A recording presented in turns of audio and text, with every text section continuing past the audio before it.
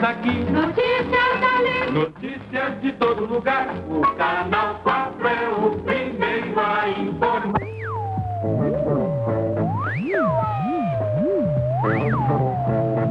Bom, pessoal, meu nome é Jackson Neves Carvalho, né? Eu sempre usei mais só o Jackson Carvalho.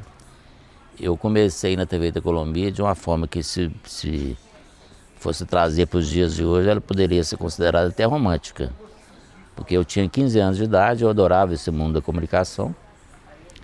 Aí eu por minha conta mesmo, sem falar nada para ninguém da minha família, escrevi e postei uma carta para o diretor da TV da Colômbia, o Dr. José de Oliveira Vaz.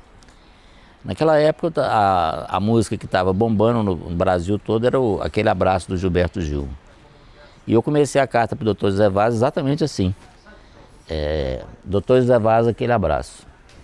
Aí comecei a falar com ele do meu sonho de trabalhar na televisão, que eu me disporia a começar até por baixo, até como faxineiro e tal. E ele gostou tanto da carta que uma semana depois, mais ou menos, ele mandou um assessor dele lá na minha casa, na Kombi da televisão, para me levar lá para a sede da televisão, para ele me conhecer. Minha mãe foi comigo. Aí no dia seguinte eu comecei a trabalhar como estagiário de reportagem com o Valtinho, né, o Walter Castro Leite, com quem eu trabalhei cerca de 6 meses, não me lembro. Depois eu fui trabalhar no horário da tarde com o Felipe Drummond, que é outro grande jornalista, outro grande repórter. Perfeito. Você disse que você era apaixonado pelo mundo da comunicação. Você assistia Itacolomi antes de entrar lá? Assistia muito. Naquela época, né? A TV Itacolomi, ela tinha uma hegemonia absoluta. A audiência da televisão, por exemplo, esse jornal Banco Minas, a audiência da televisão nesse jornal, todo mundo fala que o Jornal Nacional, o Brasil todo assiste, mas era assim, ela beirava 100%. Todas as televisões ligadas, eu posso dizer que todas as televisões ligadas de Belo Horizonte estavam na TV Itacolomi. Era uma audiência maciça. E eu também sempre acompanhava isso, acompanhava a novela, aquelas coisas todas, então eu era uma pessoa de classe média, né? Classe média normal, assim, as famílias se reuniam nesse horário, de noite e tal, assim que era a vida. Que ano que você começou na Itacolomi? Eu comecei na TV Itacolomi no dia 3 de setembro de 1969. 69. Como que foi assim, você moleque de 15 anos, ainda na escola, sendo jogado numa redação, um jornalismo que era bem diferente de hoje em dia, não tinha os recursos que tem hoje em dia? Olha, era uma coisa até engraçada. Eu tinha um contrato de aprendiz, então eu tinha um contrato de 2 horas e meia de trabalho. Esse tempo que eu fiquei como aprendiz de repórter, foi mais ou menos um ano e pouco, eu trabalhava lá mais à tarde, fora do meu horário de escola. Mas quando eu comecei a mexer com a parte visual, porque mais tarde eles descobriram que eu tinha dotes para desenhar essas coisas, e me colocaram na parte visual do jornal. Depois eu vou explicar isso com maiores detalhes. Aí nessa fase, eu trabalhava de 4 da manhã às 7, a Kombi da televisão me levava no Colégio Santo Agostinho. 11h30 me pegava, eu almoçava, montava o jornal do almoço, chamava Jornal do Almoço naquela época, o Factorama, não me lembro bem, acho que depois mudou de nome, não me lembro bem não. E ficava até o Jornal da Noite. Então eu trabalhava 11 horas por dia e ganhava as horas extras todas. Foi uma época que eu ganhava ou quase igual ou mais do que meu pai até. E eu tinha 16, 17 anos.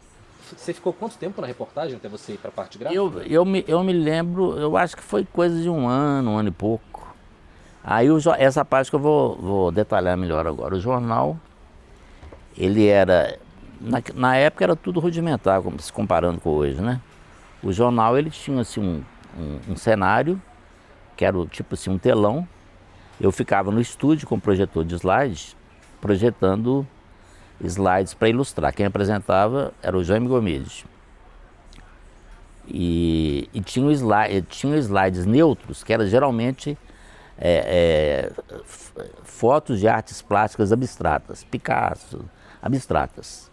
E tinha slides ilustrativos, quando estava falando uma pessoa, aparecia a cara da pessoa lá. Isso era o cenário do jornal. Ficava uma câmera mais fechada no Jaime Gomide, né, mais do peito para cima, e a outra mais aberta, pegando o cenário completo com telão no fundo. Então eu que selecionava esses slides e também selecionava os slides que entravam no Telecine, quais que eram o que ilustrava o jornal naquela época, com a tela cheia. Era slide, radiofoto, das quais também se fazia slide. Radiofoto vinha do noticiário internacional, do mundo todo.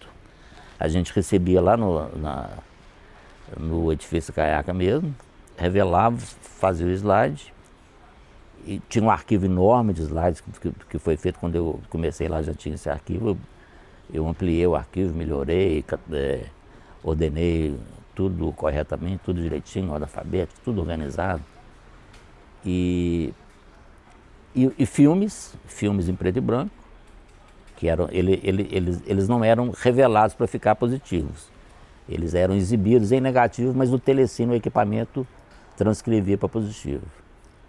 Então eu cuidava, tudo que era movimento não era comigo, mas tudo que era parado, o slide, radiofoto e outros tipos de ilustrações, era eu. O Telecine era o quê? O Telecine era como se fosse o projetor que exibia os filmes. Não é o projetor de slide, é o projetor que aparecia na tela? Não, é de rolo, é filme mesmo. Os filmes eram filmes de 8 polegadas, não me lembro, 8 milímetros, não me lembro não, esses detalhes técnicos, tem outros colegas aí que vão poder lembrar melhor do que eu. Então era essa história. Esses arquivos, até que a gente conseguiu digitalizar, eles são vários em rolinhos de 16 milímetros. Eu acho que é isso, 16 milímetros. E aí, essa é uma dúvida que eu tinha. Uma reportagem, quando eu ia ao ar na televisão, no jornal, por exemplo, ela era apenas o repórter ou conseguia inserir coisas? Inserir vídeos, inserir imagens do acontecimento? O repórter nunca aparecia, era outra diferença. Sempre o entrevistado, o repórter nunca aparecia, não tinha voz. No começo não tinha som também não. Era só filmagem. É por isso que não transcrevia para positivo, porque o Telecine fazia isso, e se fosse transcrever, o tempo ia demorar muito. Quer dizer, no jornalismo tudo tem que ser. Se você filmasse uma coisa hoje, se tivesse que transcrever para positivo, você só ia poder rodar o filme amanhã. Aí isso não dava no jornalismo. Então era assim, não tinha um repórter, por exemplo, fazendo a passagem? Não tinha. Era só documentar o fato que estava acontecendo, ou o repórter, às vezes ele aparecia, eu mesmo apareci várias vezes, anotando o que a pessoa estava falando. Eu estava conversando com alguém, eu estava anotando lá. Teve uma vez até que eu saí na primeira página dos jornais do Brasil, quando o Magalhães Pinto ele rompeu a retina, quando ele teve alta do hospital. Eu fiquei na porta do hospital esperando ele sair, né? E ele saiu, eu fui lá, conversei com ele, anotando. Aí saiu minha foto com ele lá no Jornal do Brasil, o Globo, saiu em tudo quanto é lugar essa foto. Mas então, quando entrevistava alguém, tinha o áudio, não tinha o áudio dessa pessoa também, do entrevistado? Não, na primeira parte não. Quando mudou para cores, aí já era um equipamento melhor. Aí tinha a banda de som também. Só para você ver esse negócio do áudio, quando se filmava um incêndio, você sabe qual que era o som que ficava em BG? O técnico, o sonoplasta, ele pegava um papel celofane e ficava assim, como se fosse um mato queimando, sabe? Ficava em BG esse som, com as chamas lá, aquela coisa. Era assim que funcionava. Então era isso, pela falta de tecnologia na época... Não tinha banda sonora. Tinha que fazer uns efeitos sonoros, alguma coisa assim. Quando se podia, né? E tinha também, tinha música também que ficava em BG, né? O sonoplasta escolhia. Quando eu fui para a Globo, inclusive, esse papel eu fazia também, sonoplastia. Não operando os equipamentos, mas escolhendo as músicas que ilustravam as matérias. E aí quando chegava um repórter, vinha da rua, ele documentava o fato, aí A montava gente chegava da rua, sentava do lado do redator, hoje chama editor, na época era redator. Sentava do lado do redator, passava todas as informações para ele, ele fazia a cabeça, né, pro locutor ler no estúdio, e o texto do off, aí entravam as imagens. O off que gravava era o repórter ou era o locutor que falava? Não, o locutor, não tinha, o repórter não tinha participação sonora na reportagem. Isso é mais ou menos o que acontecia no Jornal Impresso, no estado de Minas mesmo, só a partir dos anos 90 que começou a ter o nome do repórter. Antes o repórter ia lá fazer o trabalho dele e acabou. Não, mas se não me engano, eu não sei se dava esse crédito. Eu acho que tinha reportagem, Felipe Dumont, reportagem não sei quem. Acho que tinha isso. Esse detalhe eu não me lembro, não. Mas era dessa forma. Você, quando estava na parte gráfica, também fazia vinhetas. As vinhetas, eu não fazia vinhetas. Quem fazia quando nós mudamos saímos do edifício Caiaque e mudamos para o Palácio do Rádio, onde funcionava também na época a Rádio Guarani, o jornal passou a ser a cores. Então, o Telecine ele já projetava imagens a cores, as câmeras do estúdio já eram a cor, então o jornal passou a ser a cores. Esqueci o que coisa. A pergunta era sobre vinhetas. Vinhetas. Nessa época, a televisão contratou um grande cinegrafista, que eu poderia até chamar um cineasta, né, da publicidade e do jornalismo aqui de Minas Gerais, que era o Hélio Giovanni. Então o Hélio Giovanni, às vezes eu dava algumas ideias, mas quem executava o trabalho era o Hélio Giovanni. Tanto que a abertura do jornal, que o Hélio Giovanni criou, era baseado naquela imagem da Terra, né, do Armstrong, a Terra é azul, aquela coisa, a Terra no espaço, né, tal. E aí, a partir dessa ideia do Hélio Giovanni, eu dei a ideia de fazer o cenário também com a Terra, com vários slides. A cada vez que o locutor voltava saía de uma reportagem, de um slide em tela cheia, o cenário dele já aparecia com a Terra cada vez maior. Até que no final do jornal, o cenário dele estava todo tomado pela Terra. Como se ao longo do jornal a gente fosse se aproximando da Terra. Isso fez um maior sucesso, o jornal foi muito... já era nessa época o jornal BMG, já não era o jornal Banco Minas mais. E o jornal BMG que era uma potência. Os dois eram.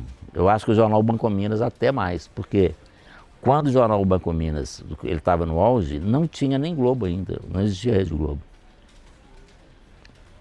Embora existisse, a Rede Globo começou acho que em 65, mas ela não tinha aqui. Acho que a TV Belo Horizonte, que depois virou Globo, acho que já foi depois. Então, como eu já disse aqui, a audiência do jornal Banco Minas era quase que 100%. Você pode dizer que era 100%, porque os porcentos que faltavam eram os aparelhos que estavam desligados, porque ninguém assistia outro canal. E você trabalhava no jornalismo? No jornalismo, sempre no jornalismo. Mas essa parte de, por exemplo, fazer slide, nunca precisou fazer para esporte ou para entretenimento? Não, eu era só jornalismo, eu trabalhava só nos telejornais. Numa atividade paralela, eu trabalhava com o Ronan Ramos, fazendo as estatísticas do campeonato mineiro, campeonato... Acho que nem pegamos ainda na época. Acho que nem pegamos campeonato nacional nessa época, não peguei não. Aí eu fazia todas as estatísticas do campeonato mineiro, cada jogo fazia uma ficha e tal. O Ronan me ensinou aquilo tudo, eu desenvolvi, porque eu desenvolvi o que eu aprendi dele, ainda fiz uma parte de comentários, comentando como é que era o clima da época daquele jogo, porque era uma coisa meramente técnica, né? Quem marcou o gol, quantos minutos. Então, assim, eu fiz uma coisa mais fácil para, no futuro, a pessoa pesquisar, ela saber que era o clima onde ocorreu aquele jogo. O seu trabalho, você começou apaixonado por comunicação indo, digamos, pra Eu frente mexi com várias coisas, entendeu? Você começou a entrar aspas pra frente das câmeras, aquela figura do repórter, mesmo que o repórter não aparecesse. Mas aí depois você foi pra trás das câmeras, um trabalho muito de organização, né? Muito de organização. Eu sempre tive esse dom, né, de ser um organizer, de organizar as coisas. Então isso aí me valeu muito lá. Como que foi essa fase final, até a sua saída da Colômbia? Olha, eu amava aquilo ali, né? Como a carta que eu escrevi pro Dr. Zé Vaz, ela era pura verdade. Eu amava aquilo ali. Foi um dos dias mais tristes da minha vida. Foi o dia que ele na minha demissão, ele mandou uma carta pessoal dele para mim, sabe? E aí, como tudo na vida tem um fim, né? Nós estamos conversando aqui, ontem mesmo eu tive uma outra tristeza por causa do Lobóide. Tudo na vida tem um fim. Então, assim, além do trabalho, além de eu tão jovem, estar ganhando meu dinheiro, estar fazendo, exercendo uma coisa que eu gostava, que nunca me cansava. Eu trabalhava o dia inteiro, feito eu te falei, e nunca me cansava. Tem esse lado afetivo. Eu amava aquilo ali, entendeu? Então eu estava no paraíso, digamos assim. Então eu tenho muita gratidão e muita saudade. Então, a Itacolomi, ela acabou já tem 45 anos. E até hoje, muita gente lembra com carinho da Itacolomi, lembra dos programas, lembra da vinheta. O que você acha que fez a Itacolomi ser tão marcante, ter sido tão importante assim para você? Eu acho que ela era o polo de comunicação de Minas Gerais, especialmente de Belo Horizonte. Tudo que acontecia em Belo Horizonte só acontecia porque se acontecesse também na tela da TV Itacolomi. Era tudo, ela amalgamava tudo.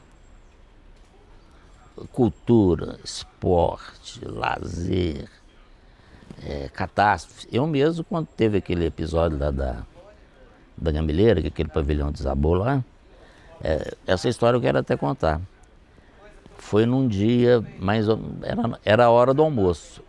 O jornal já tinha acabado, eu estava na redação, a redação vazia, eu estava na redação, no departamento de cinema, né, o cinegrafista, estava só o laboratorista, que na época era o Alcides Camargo, que já morreu.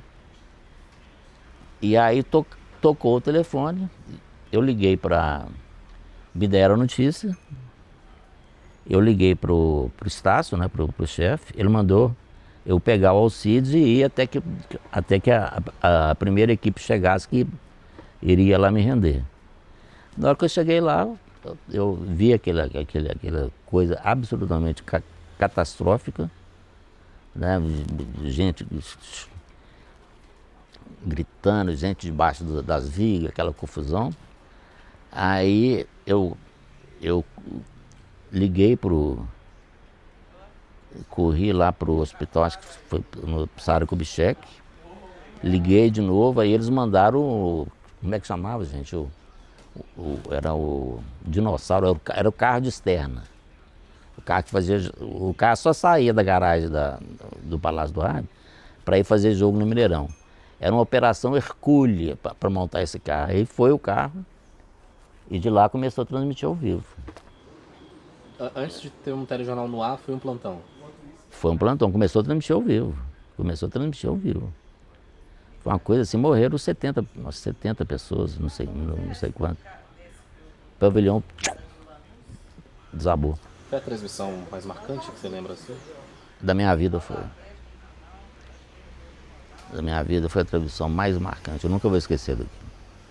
Você falou que você também pegou na época eu quero dizer que eu fiz só o comecinho da transmissão, né? Depois chegaram os repórteres lá, o Felipe, sei lá. Chegaram outros repórteres lá, né? Era uma hora que a redação estava vazia, não tinha ninguém. Essa fase que você pegou foi bem a época da ditadura e nos anos de chumbo da ditadura. Foi. Tinha censor na redação? Tinha censor na redação. Como que era essa interação? Ah, eu era muito menino, né? Então eu ficava na minha, mas assim, a chefia lá, o Estácio, né? E os editores tomavam mau cuidado. Eu não me lembro de ter tido nenhum atrito com censor, não, mas que tinha censor, tinha. Que tinha censor, tinha. Mesmo com 15, 16 anos, foca, você já tinha uma noção de que preciso tomar um certo cuidado? Tinha. Várias vezes eu cheguei na redação, meu ônibus era ali na rua Tamoios com Amazonas. Eu descia do ônibus, andava aqueles quarteirões ali da Tamoios descendo ali em direção ao Rio de Janeiro, depois da Afonso Pena e ia para lá. Várias vezes tinha passeata, distribuição de panfleto. Uma vez eu levei um panfleto para lá, para a redação. Foi um dos primeiros dias que eu estava lá para o pessoal ver. Porque aí eu comecei a ter olho de repórter também, tudo eu olhava. Tudo eu olhava, sabe? Eu tava na janela da Kombi, tudo eu olhava. Porque tudo podia ser motivo de reportagem. Aí eu levei esse panfleto, eles embolaram o panfleto, jogaram no lixo da memória para o censor não ver. Senão eu ia abrir investigação contra você. Pois é. Teve um outro episódio engraçadíssimo, não é bem de censura, não. Eu estava te contando que os slides que deixavam o locutor em off, slide de tela cheia. Então, no meio desses slides, na hora que eu montava, eu tinha que pôr também os slides de comerciais, né, dos patrocinadores, do banco e outros patrocinadores. Então, teve um bloco lá que a última notícia, aliás, como é que foi agora? A primeira notícia do bloco, depois do intervalo, era sobre o governador Israel Pinheiro. E o último comercial era do banco. Aparecia uma vaquinha, era sobre crédito rural, alguma coisa assim, sabe? Aí entrava assim, tinha um jingle assim: a vaquinha está feliz. Eu não me lembro direito do jingle, mas falava negócio da vaquinha. Só que deu um problema no Telecine. Esse slide ficou no ar, mas o sonoplasta soltou o áudio abriu o áudio pro locutor ler. Então estava aparecendo a vaquinha e o locutor, o governador Israel Pinheiro, e a música tocando. Tinha o jornal Uma Community, vão lembrar também dos outros, né? Teve esse que eu chamava Jornal do Almoço, depois mudou para Factorama, se não me falha a memória. E depois, já na televisão a cores, tinha também o Jornal da Manhã. Era nessa época que eu trabalhava 3 turnos. Porque eu ia para a escola de manhã, eu ia o carro me pegava lá em casa 4 horas da manhã. E naquela época eu já fazia minhas farrinhas por aí, né? Às vezes eu chegava lá, o carro já estava lá me esperando. Me pegava 4 horas da manhã, me levava para a televisão, me levava para o colégio, 11h30 me pegava no colégio, voltava para a televisão, eu montava esse jornal da hora do almoço, ficava lá na redação, montava o jornal BMG e só ia para casa 8 horas, 8 e tanto da noite.